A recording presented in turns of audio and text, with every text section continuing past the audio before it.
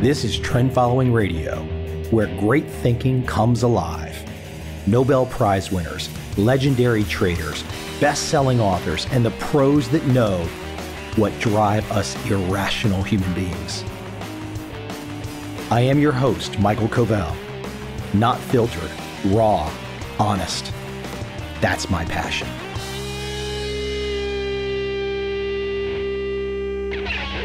My guest today has an endorsement on the front of his book from Eli Manning, two-time Super Bowl MVP. Studying confidence with Dr. Zinsser helped me win 2 Super Bowls. Who doesn't want that endorsement? That's just fabulous. My guest today is Nate Zinsser. He is the director of the Performance Psychology program at the United States Military Academy at West Point. This is the most comprehensive mental training program in the country. He has helped 2 generations of cadets develop their leadership in the U.S. Army. And as I mentioned, Eli Manning, he has also helped out numerous pro athletes and pro sports teams. Our conversation today is about confidence primarily and everything that stems from confidence. Because look, we all need a little bit of that unshakable performance. And Nate has done the hard work. He's figured out what we all need to know. Without any further delay, let's jump right into my conversation today about the confident mind with Nate Zinsser. I hope you enjoy this conversation.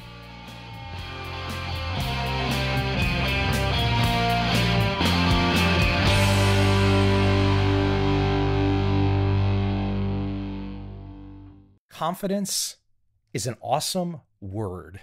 And I like to think of myself as being a pretty confident person. But it ebbs and flows. Sometimes I'll be a little more confident. Sometimes it'll drop.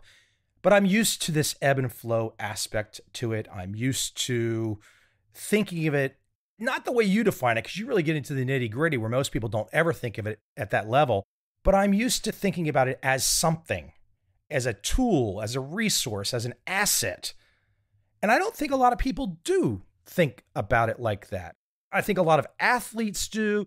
A lot of high performance people, but regular people, I think confidence can be a really tough word for them, a tough concept. How did you first get started with the word confidence? Well, I think I got interested in the concept way back, even in like middle school, when I noticed that there were some intangibles that had a profound effect on the performance of high school athletes. I think I narrowed my interest in confidence down probably 10 or 15 years ago, when it seemed that of all the topics in the sports psychology toolkit, confidence seemed to be the one that most of the Division I athletes, the professional athletes, the aspiring Division I athletes, this was the thing that confounded them the most. This was what they came into my office asking about most of the time. I don't have the same confidence I used to. I need to get my confidence back. They expressed it in so many ways. That's how I got into it. And really over the last decade working on the book and bringing the book to completion, it's really impressed me more and more. I wasn't wrong. This is the most important topic in all the sport and performance psychology literature. Let me keep it at that high school level for a moment. I played high school baseball. I played a year into college and then just didn't have the interest to keep going. I guess I could have. I mean, I for sure could have, but I just didn't have the interest. I had a childhood friend, though, who stayed with it. He was probably the best player in the city up till age 12. Then we got to the big diamond, the big baseball diamond. He didn't grow. He left high school at like 5'7", 150 pounds. Somehow or another, he got himself into St. Bonaventure's baseball program as a freshman in college.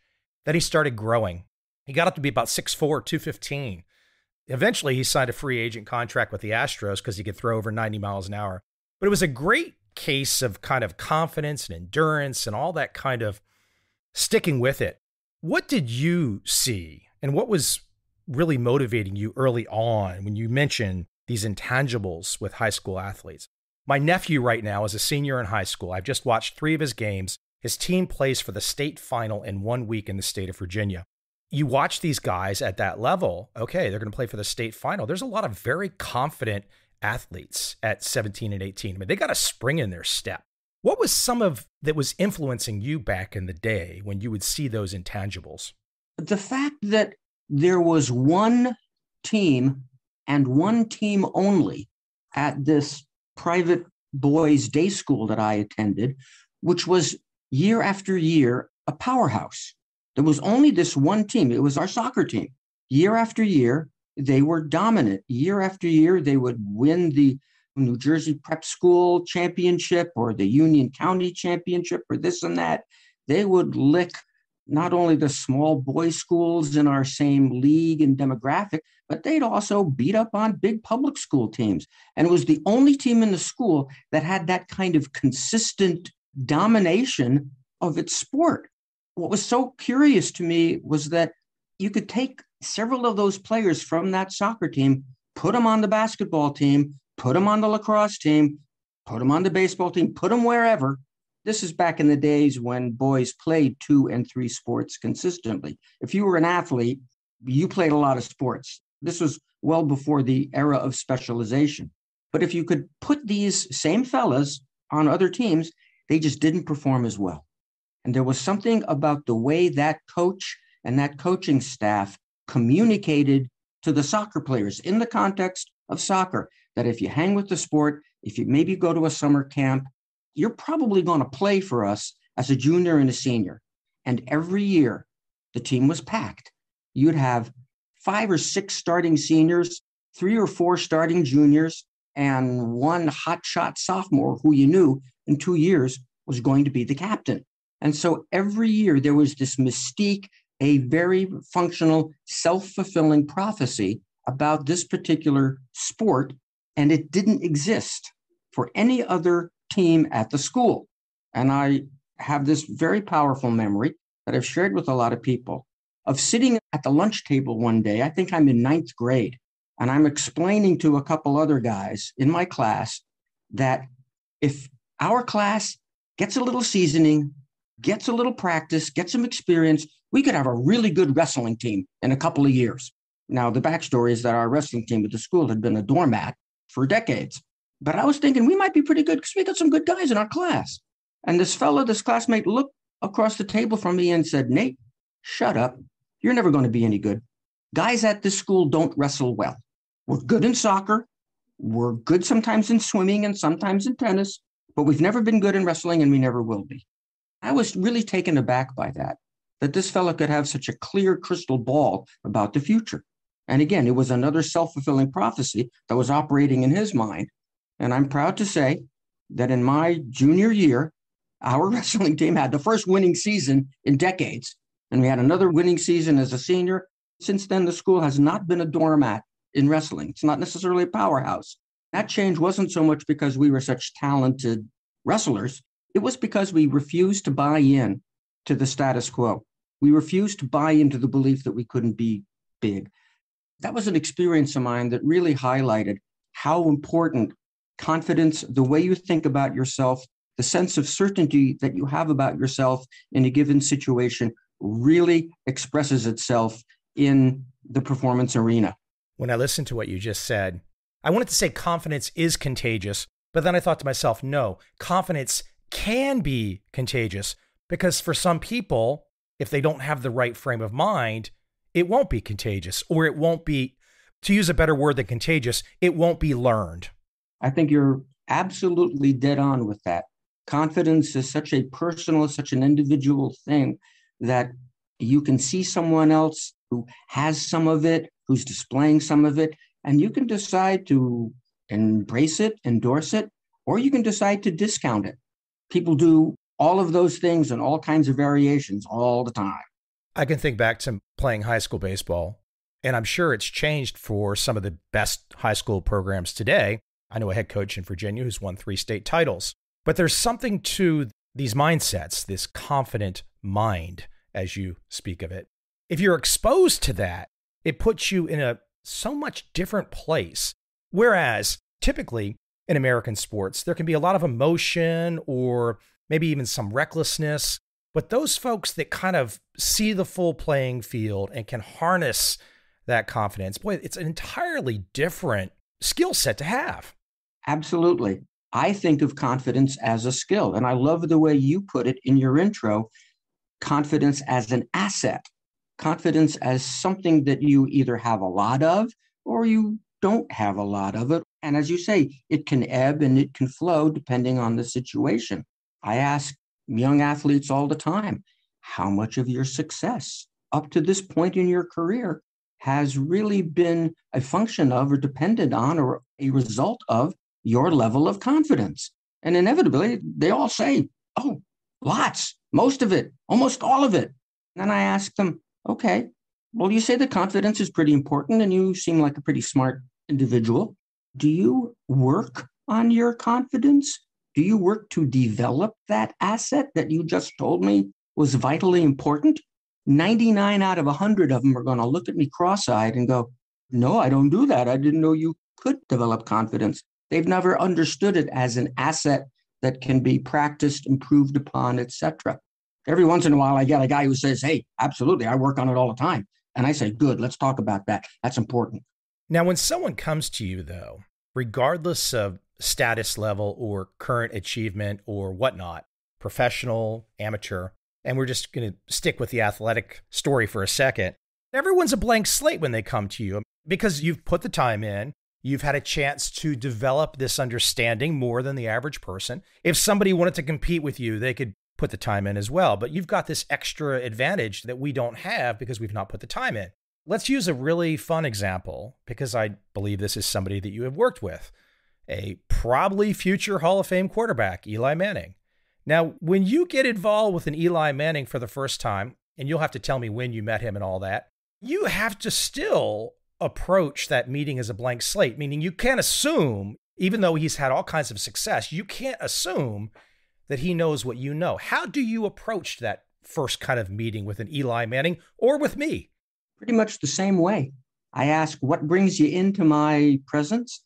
I ask, what do you think you need to learn about or develop in yourself or change?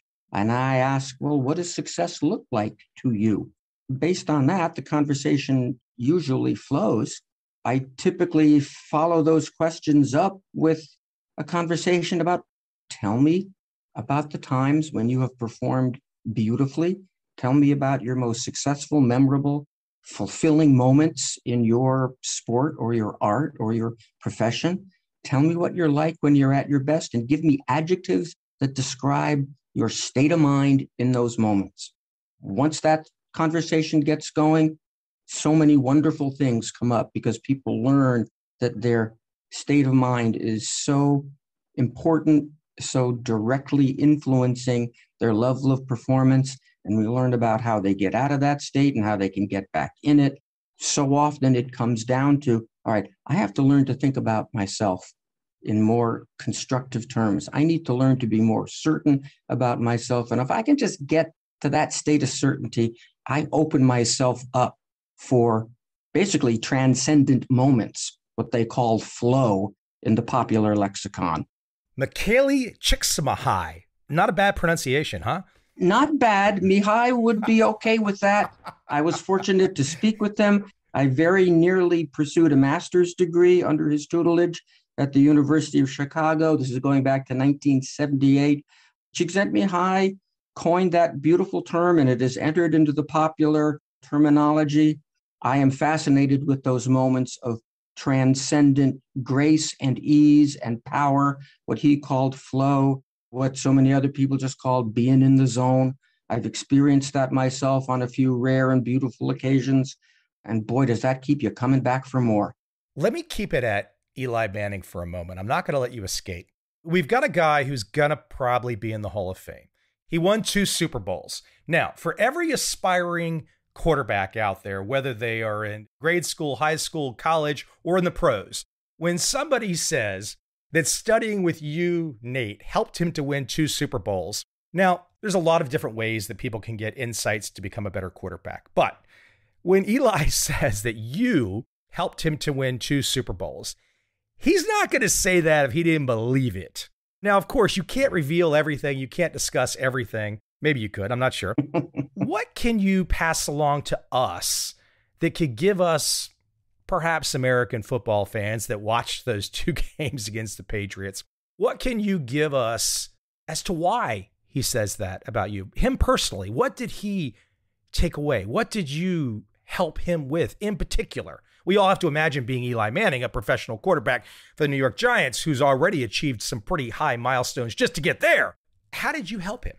I would say, and this is how I reported it back to head coach Tom Coughlin at the conclusion of our first season working together, which was that marvelous year of 2007 into 2008, when Eli won his first Super Bowl and won his first Super Bowl MVP award. What I helped Eli do was have a sense of himself that was independent of stats, independent of wins and losses, independent of what sports writers and fans all thought of him. I helped him cultivate his own sense of certainty about himself. I helped him understand that he could maintain that sense of certainty regardless of what the world was saying about him, regardless of which stadium he was playing in, regardless of which offensive linemen were in the lineup that day to block for him, which receivers he had in the lineup to throw to, whether the receivers ran the right routes, caught the balls that were thrown to him, whether he threw great throws, okay throws, or some real wounded ducks that ended up getting intercepted. I helped him maintain a sense of himself that was independent of all of that. That's the quick answer. What's interesting about the way that you say that is I think for people that know American football, if you take out the 2 Super Bowl wins, I think I'm safe to say this, and I'm not trying to be cocky because I'm just a guy. I'm not an NFL quarterback, but I think it's safe to say that the chances for Eli Manning to get into the Hall of Fame without the 2 Super Bowl wins is probably 0. Yeah, slim and none. His regular season one-loss record is only 500. But when the chips were down in the biggest moments of his career, Eli delivered. And that's what he's going to be remembered for. Absolutely. What's so great about this, and I was thinking about it earlier, is regardless of whether we're talking football or military or just daily walk of life, human beings, except for perhaps Shaquille O'Neal, we're all roughly, give or take, in the same physical space. Meaning, for an NFL quarterback, I mean, Eli Manning is physically as another guy. I mean, there's all kinds of other guys. I mean, I look in professional baseball, there are all kinds of guys in professional baseball that are all-stars who are 5'9", 180 pounds. Right. They don't stand out physically. Absolutely. Right.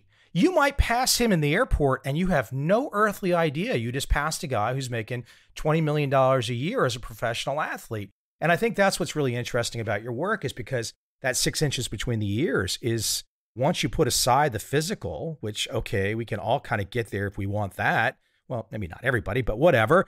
The mental side is all of it. Can't argue with that. That's why I'm in business.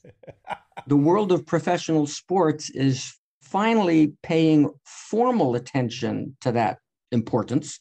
They've always paid a little bit of attention to it, but now they're addressing it a little more formally, a little more directly. The military is doing the same thing. There are 25 Army posts across the country, one in South Korea, one in Italy, one in Germany, where soldiers are being taught much of the same curriculum that we've been teaching here at West Point since 1988. So it's getting out there because people are finally realizing that, okay, we've always known that that space between your ears is the most important battle space a soldier, a sailor, a Marine, or an airman can have. But now we're going to take the time and the energy and spend the money to address it somewhat formally so that we're not leaving it up to chance, as we've done in past decades.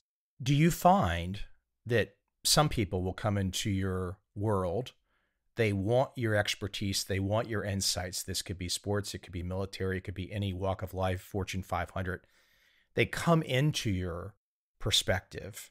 They want to listen to what you have to say. Perhaps they've paid good money for these insights. And they seem to have all of that opening meeting. They have all of that desire seems to be there, But then they get into what the hard work is. They get into what you really do. And some of these, quote, top performers can't go with you. They can't get over the hump. They can't accept where you are. Do you bump into that where some people just can't go with you to this way of confidence that you look at? I wouldn't say that they can't. I would say, and I say this charitably, they decide not to. It's not that they can't, it's that they won't. The reasons why they might not are many and varied. I think most of them come down to the fact that cultivating a confident attitude runs rather counter to many strong cultural and societal forces that these young men, young women grew up understanding and grew up basing their sense of self and their understanding of what performance was all about. A lot of the things that I share run very much counter to that. Some people have trouble accepting that and putting these principles into daily practice because it just doesn't mesh with their past enough. Does it become an argument? Do people want to argue over these ideas with you? Sometimes, absolutely.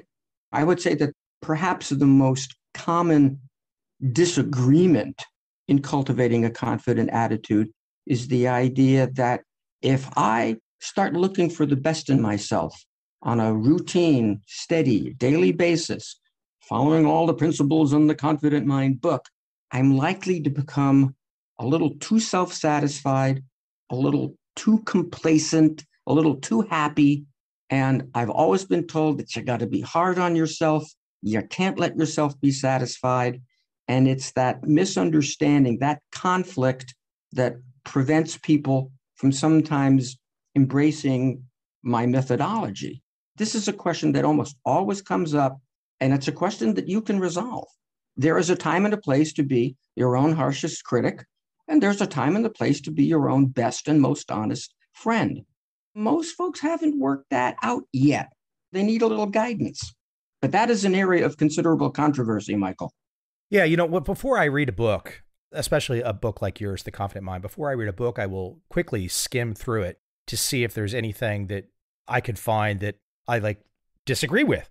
Your work, for someone like me, I say to myself, well, maybe I am not currently executing all that Nate has put together.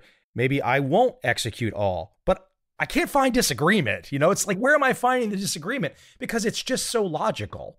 It's so plainly logical. It's so plainly evident. It's self-evident.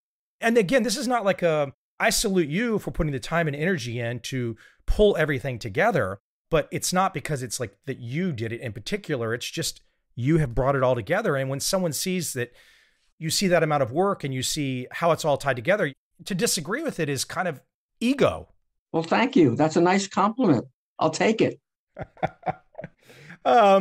Let's talk about failure. In my world, in the investing world, it's all about failure because the mantra is cut your losses. Let your winners run and cut your losses, which obviously is going to fit right into your world in many ways too. For a lot of people, that idea of cutting losses, and that could be money, it could be anything. It could be relationships, it could be some venture you started, whatever the loss is. If something is going bad for you, letting it go and not living with it nonstop. It sounds simple, but it's so hard to execute, huh? Boy, you are dead on with that. Most of the time when I am engaging with a performer, asking them, okay, tell me about those fulfilling moments. Tell me about your state of mind when you're great. I get a few adjectives. I get clear. I get energized. I get instinctive. And then I ask them the question, well, okay, what do you like the rest of the time in your sort of average everyday moments that aren't very special? They will give me adjectives like, my mind is busy, cluttered, diffuse, overthinking.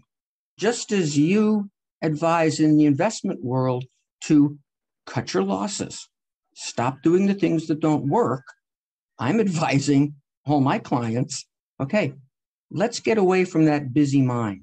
Let's get away from that overthinking process. Those are the mental habits that interfere with the sense of certainty about yourself, with the sense of trust that opens the door to those magical transcendent moments. It's really, in a sense, mentally a process of stop doing the things that mess you up.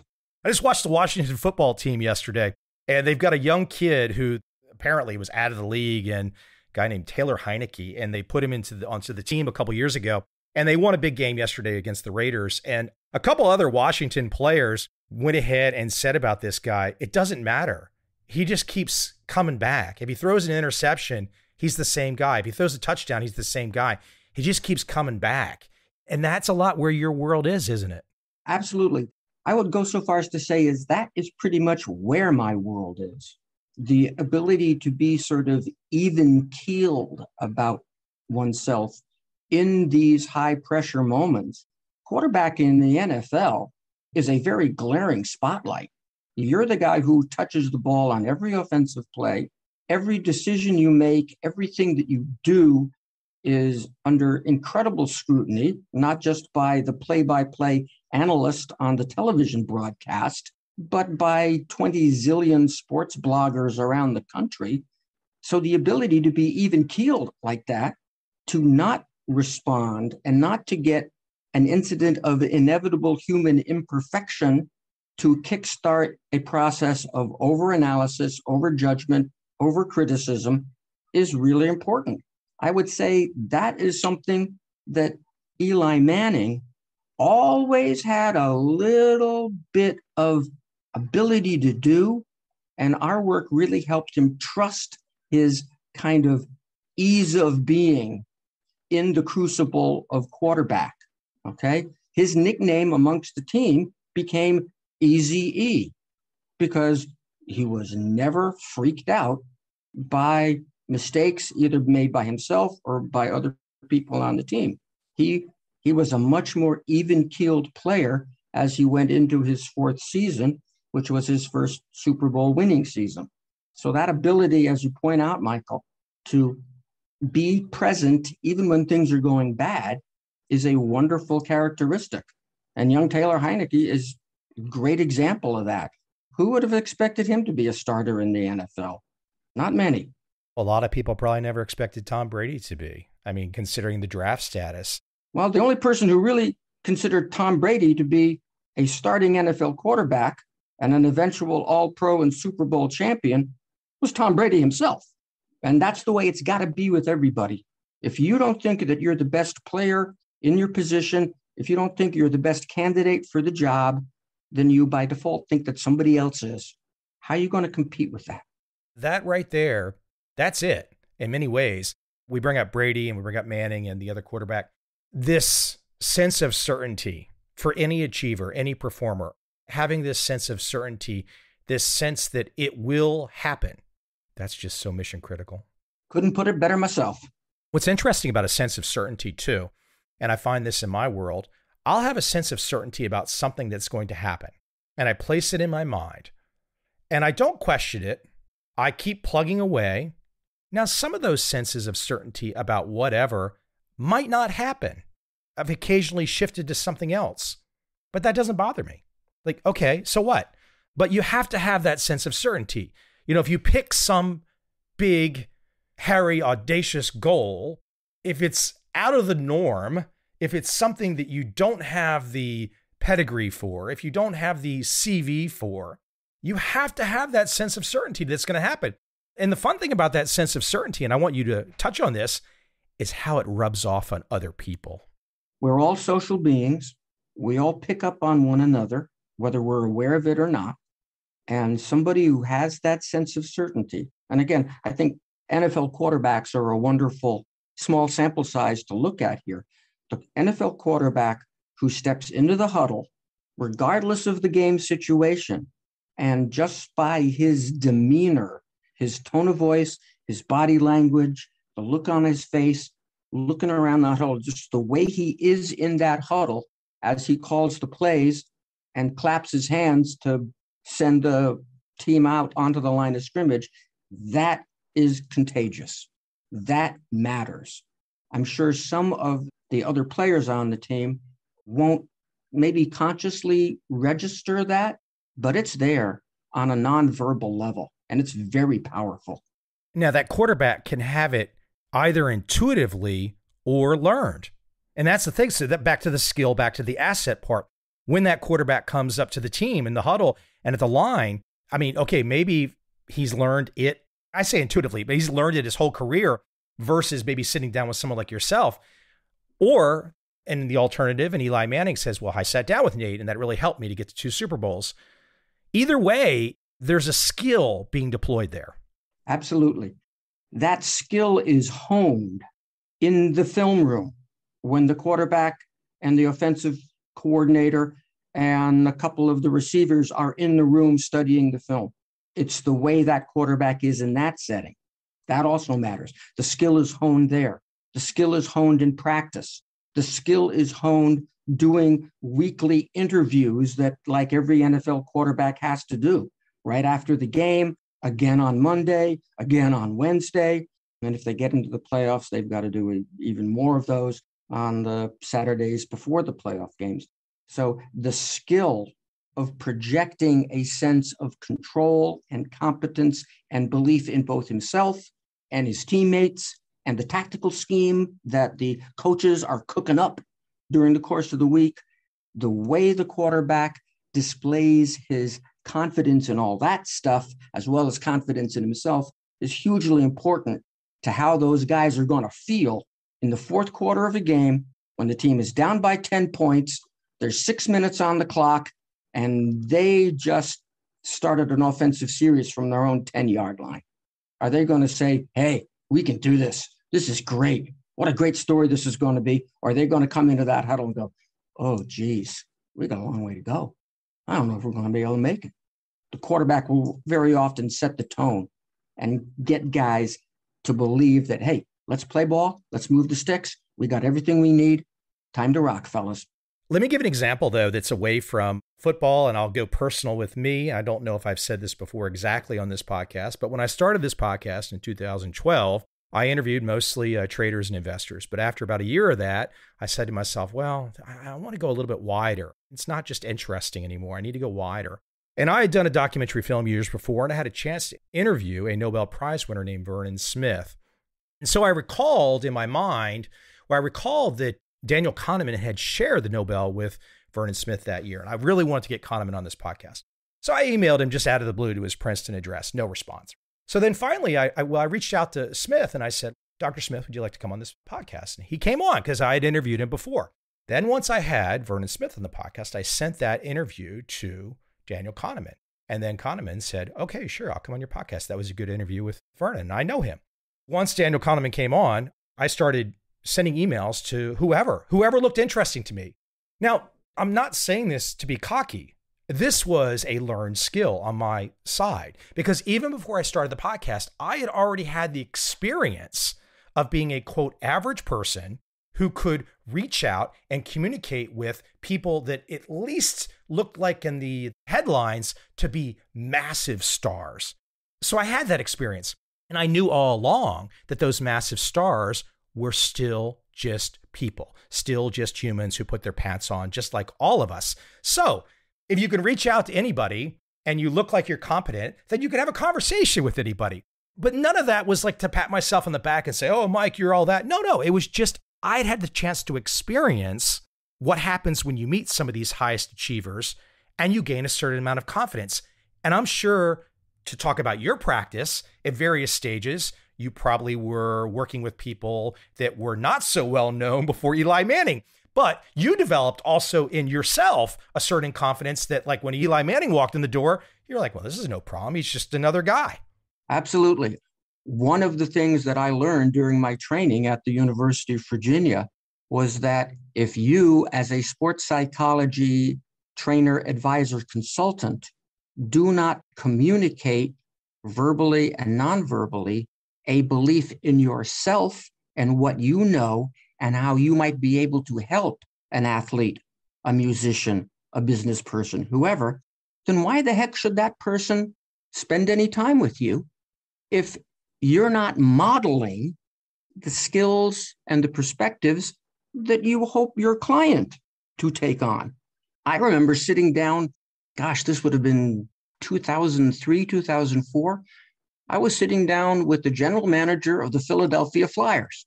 Now, the Flyers are a major market NHL team. It's a big deal. And the general manager at the time, a Hall of Fame hockey player himself by the name of Bobby Clark, looked me in the eye and said, "Do you have what it takes to get through to some of these millionaire players?" And I looked him in the eye and said, "Coach, they're just guys. They're just guys. I can get through to them. I've done it plenty of times before. Let's give this a shot." And Bobby Clark nodded, and we went to work. And I spent the next 12 seasons being a regular advisor in the Flyers organization. Great experience. I think I did some good, but I had to have a sense of my own competency, my own certainty to be effective in that context with a lot of these guys who, as Bobby Clark was mentioning, were multimillionaires and had a pretty high opinion of themselves already. But you knew because you had done the work in an entirely different field. And you talk about this in your work, that confidence doesn't necessarily apply to every field. You might be really confident in one area and you might not know about another area. But if you walk into a room full of professional athletes and you know something they don't know, wham, bam, thank you, ma'am. They're very interested. Yeah, you are absolutely on target in that confidence is very, very, very situation specific. There is no such thing as confidence across the board in everything. Yeah, I've got a buddy of mine who's a Navy SEAL, and he has slowly become interested in investing. Now, you and I both know he could take me out and teach me things for years that I don't know about being a Navy SEAL. But he was like, "Hey, Mike, what about your work? Is there something I can pick up from this?" So he was very just, you could see that natural learning, like, okay, this guy is a super mega achiever on this side of his life. He doesn't know about this thing, and he approaches it like he's starting over and doesn't care how it looks. Right. He does not care if he comes across as a neophyte or ignorant about a particular area. I'm pretty sure that they screen SEAL candidates and look for that open-mindedness. Are you willing to learn about something that you might not know about, be it underwater demolitions, be it small unit tactics, be it how to speak several different Arabic or Farsi dialects? You don't get to be a Navy SEAL without that ability and without that self-awareness to know what it is that you do not know and be willing to embrace the process of learning something about something that you do not know. In this conversation, we're not going to get into all of the nitty gritty. People are going to have to jump in and read the book. But an interesting aspect to a work like your work, The Confident Mind, is that you do have steps and you do have kind of lists, things people need to think about, these different processes. However, and I want to compare this to walking up and down a flight of stairs or many flights of stairs, which I love to do as exercise. I don't think about it. You can't walk up and down stairs thinking about, well, okay, the foot goes here. What's going to happen to the knee? What's going to happen to the hip? You just got to do it. And that's what's so interesting about your work is you want people to look at all these different processes, all these different steps. But at the end of the day, you don't have time as a high achiever, a high performer, to sit there and check off the boxes when you're doing the act. It has to be automatic. It has to be subconscious, right? It has to be automatic when you are in the performance arena. Absolutely. I mean, look, this is probably a very long answer, but how do you start to get people into that mindset? Because you might have someone that comes into your purview and they want the steps, so to speak, and maybe they get a little fixated on the steps and they lose a little bit sight of the automatic part of it. How do you help people to bridge that chasm from the steps to automatic? I stress with people basically practicing being automatic at certain parts of their daily practice or rehearsal time. If you are practicing a simple skill, if you're an offensive lineman and you're with your position group at the start of practice and you're just practicing getting off the ball with your pads low, that's a time to be somewhat stepwise, somewhat systematic, and you have to be practicing, okay, this is what I need to take away from that drill. This is what I need to be taking away from that drill. But when it's time for your practice to include a much larger range of skills, besides just getting off the ball, When it's time to practice a complex skill, well, let's just assume we've got it all in place, fella, and I want you to practice being automatic. Look, do, sense, and react. I want you to cultivate that habit about yourself in certain parts of your practice. In other parts of your practice, when you're just working on one thing at a time, that's when you get to be more analytical, more judgmental, and if necessary, critical. But as soon as we get with the entire offense and we're doing scrimmage type activities and we're running through full plays and we're really working against the defense that we think we're going to see come Saturday, we want to practice that sense of instinctiveness and automaticity. I hope that answers your question, Michael, because it's a very important one. It does. It does. And let me kind of dovetail into that with the idea of relaxation. And I love the way you say this, training yourself to relax on cue. You're talking to somebody, me, who after growing up in the States, spending most of my time in the States, I've spent 8 years in a Buddhist country. Now, I've not done a lot of study per se of Buddhism and whatnot, but I do practice yoga. So I'm in that physical environment quite a bit. And I'm sure by the process of osmosis, it's worn off on me quite a bit. And I do think I've kind of developed a skill set more in the headspace of where you talk about relaxing on cue. And this is some of the work that you work with the cadets at West Point, breathing exercises and whatnot. Is there a certain amount of your work and your CV that's been influenced by Eastern culture? Oh, without a doubt. I have been influenced as much by my participation and my very serious training in traditional Japanese karate as I have been influenced by the formal Western scientific study of sports psychology. I will go so far as to say that sports psychology started out with the training of warriors in Eastern cultures going way, way, way back. I advise all my staffers to study very carefully the Bhagavad Gita, which is one of the oldest stories in human history. And it's about a reluctant warrior who has to go forth and do battle. And he learns to get out of his head, to get out of his conscious, deliberate mind and deliver when he has to deliver. The author Stephen Pressfield made a wonderful retelling of that story into 1920s timeframe, the book, The Legend of Bagger Vance.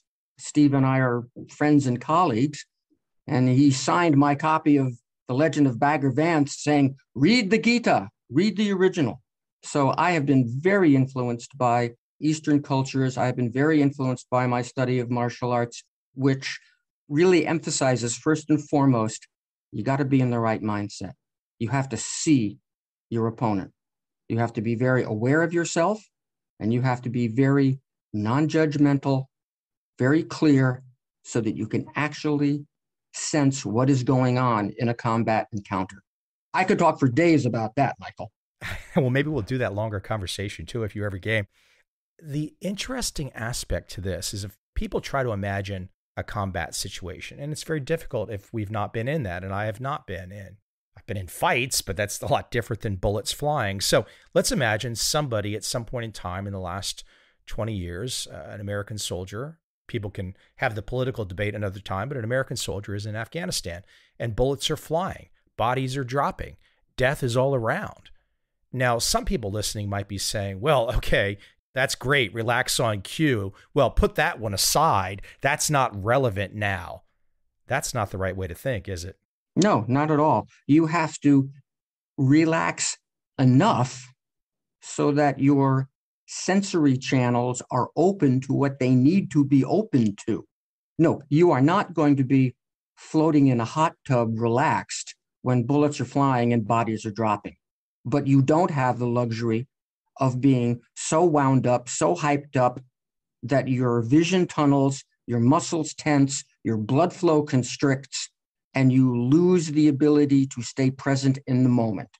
I tell several stories about combat moments in the Confident Mind book. And the common denominator in all of those stories is the ability of these officers who are West Point grads, who trained under my supervision while they were cadets, to control their breathing, be able to maintain a sense of certainty in the moment so that they could accurately call in the airstrikes, direct their various fire teams to the right target in order to ensure that everybody got out of that firefight alive. So the quick answer to your question is, even in the most dangerous moments, you still have to have a sense of self-control, and you better practice that self-control long before you get into those moments, or you might not have it when you need it the most. Your style, as I listened to you for the last hour, your style, you're calm, you're consistent, and you're not speaking rapid fire. Is that just your personality, or is that a learned skill set? Is that the way that you work with everyone? It's very interesting the way you present. I would say the answer to that is I may always have had a little bit of it, but boy, have I worked on it in order to be effective. I have organized so many of my presentations and so many of my speaking points with that same calm, deliberate manner that you just identified. And if I'm teaching something, I try to be very clear and deliberate. And I say, it's 1, 2, 3. It's this, this, and this. Do, re, mi, 1, 2, 3, A, B, C. For those of us who have been around a while, Mo, Larry, and Curly is a way of putting things in perspective, simple groups of 3 that people can relate to. I find that a lot of cadets these days don't understand Mo, Larry, and Curly anymore. But here you are at West Point, advising, teaching young men and whatnot. And I can think back, I saw this recently, Stanley Kubrick's movie. Full Metal Jacket? Full Metal Jacket. The drill sergeant in Full Metal Jacket. That would be the way that most people would think young men in the military are trained. I know there's some aspect of that might take place, but you're like the polar opposite. I mean, you couldn't be any farther away than the drill sergeant in Full Metal Jacket. Well, let's acknowledge that Full Metal Jacket is a movie. Of course, of course. But that guy was real. He actually was a Marine drill sergeant in real life. Okay. And I'm sure Mr. Kubrick and the directorial staff wanted to bring out certain parts of his persona, certain parts of his behavior, and emphasize them under camera for the sake of communicating certain points and certain feelings in the movie. You still need to have some element of that decisiveness, that, call it ferocity, on the part of a drill sergeant, and that still exists today. But we're also developing some different skills, the ability to listen, the ability to communicate in more than just one style, because not everybody who enters Marine Corps boot camp or Army basic training is going to relate and understand and actually thrive under a single directorial instructor style. I mean, you got to have a little flexibility if you're going to communicate effectively to the kinds of wide audiences that we actually have in our armed forces. One last point that I think is really key. It's a great word. A lot of people don't use it. Maybe they think of this word in terms of celebrations or religious ceremonies or whatnot. But the word joy is such a great word. And to find a place in our lives where we wake up, and even if we don't think of the word joy, but we're acting with joy, we are just clued in and we're happy and we're doing our thing. This is such a huge part of this too. I mean, one can learn all of the skills that you want to give us, but if the joy's not there, it can be tough. That's got to be there, or it's kind of halfway done. Couldn't agree more. Why are you doing this in the first place? Why did you choose to spend all those hours as a kid playing hockey or playing the guitar or doing experiments with rocketry? What brings you joy? And for so many people, they started out with an activity because it was joyful. And then at some point in their developmental process, somebody said, okay, now you got to get serious about it if you're really going to be good. And a little bit of that joy, sometimes a lot of that joy, just gets squeezed to the periphery and maybe even squeezed out altogether. So encouraging people to hang on to that sense of excitement, that sense of joy, that childlike fascination whether we're talking about lacrosse or whether we're talking about learning foreign language or jumping out of airplanes, is super important. I can't put a value on it, but I am constantly bringing people back to that sense of innate satisfaction, that ineffable joy in doing something that's just cool for its own sake. That's it, right? Cool for its own sake. Yeah, that's a big, big, big part of it. It's tough for a lot of folks because I think a lot of people get caught up in that world of like, I've got to get the job. They don't like the job. I've got to get the wife. Maybe they don't like the wife or they don't like the husband, whatever. And they kind of go down this life of checking boxes and they really don't find a box that's joyful. Sometimes you got to look at yourself and ask the question, now, why am I doing this?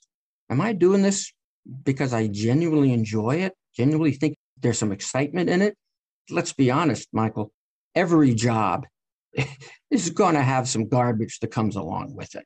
We don't live in a perfect world.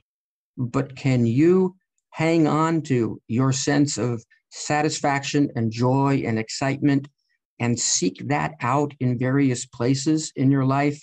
Maybe you're not going to have it 24/7. Maybe you're only going to have it a few hours each day. But can you use that and hang on to that and get enough of your mental and emotional satisfaction to sustain you? I did a conversation just a few weeks ago that appeared in the Bloomberg Business Week about burnout. Think about the concept of burnout. A fire burns out because it doesn't have fuel. Well, what's the fuel that you need in your life to sustain yourself? Are you looking for that? Are you getting it? Keep looking for it because you're probably going to find it if you look properly. That's my advice to a lot of people. You definitely are not the kind of guy that's going to get away with a 2-minute Bloomberg interview. Maybe you'll do the interview, but you're definitely a guy that needs more time because there's a lot of nuance to this. There's more explanation is needed. I'm sure you have fun in the longer form interviews versus some of the quick ones. Well, that's why I enjoy talking to people like you who take the time to ask the right questions so that we can actually get into some of the nuances of these important issues. The book, The Confident Mind, a battle-tested guide to unshakable performance. Look, we have only just skimmed the surface today, so people are going to really need to jump in and do some reading. And I'm sure if they've got any questions, they can reach out to you and all that kind of fun stuff. Nate, is there a website we can send people to? Where would you like to direct people to? They can find you at West Point if they need to find you, but where can we send people? NateZinsser.com is ready to rock. People can address me directly there, and I'm happy to reach out. Well, I think maybe in a past life you were a Buddhist monk because I feel more relaxed after an hour of talking with you. So I'm quite certain that in a past life, I was indeed a samurai, a monk, somebody who tested himself regularly. Great stuff. Great stuff. Listen, I appreciate you coming on. I really enjoyed the conversation. I enjoy getting a chance to, on this podcast, so many different minds, so to speak. And you've just carved out a really interesting niche for your life. And I appreciate you sharing your wisdom. Well, thank you so much for the privilege of being on your podcast. I'm pretty certain about myself in a lot of areas, but I don't consider myself a Nobel Prize winner. So to be in that company, just by virtue of your interviewing, Michael, is a great honor, and I thank you. Nate, you take care, and please keep me posted about future books. I would love to talk to you again. Will do indeed. You have a great day yourself, boss.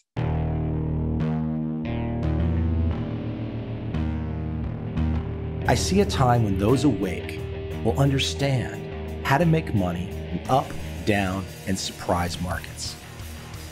Whether new trader or experienced, college student or financial advisor, protecting against a crash or just trying to make a lot of money, trend following offers everyone an answer in uncertain times. To get started immediately, send me an email, michael@covel.com.